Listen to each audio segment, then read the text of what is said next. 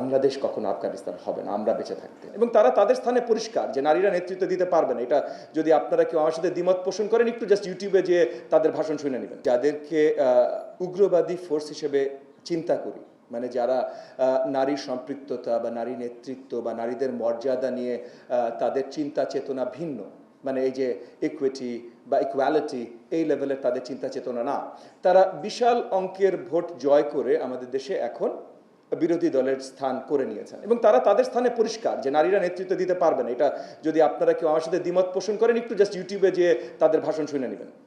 হ্যাঁ, তাদের স্ট্যান্ডটা পরিষ্কার।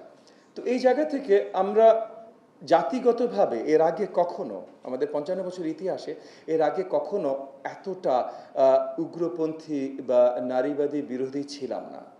এইবার আমরা হয়েছি।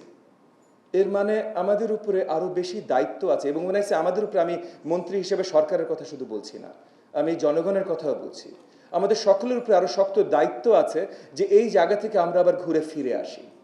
সরকার কালচার গঠন করে না, সরকারের অনেক দায়িত্ব আছে দেশের সকল ইনস্টিটিউশন পরিচালনা করার। ইনস্টিটিউশনগুলোর মাধ্যমে কালচারের ভেতর আমরা কিছু এমবেড করতে চেষ্টা করতে পারি। তবে প্রধান দায়িত্ব ভাই আপনাদের সকলের, বাড়ি থেকে, বাড়িতে আপনাদের আওয়াজ তুলতে হবে।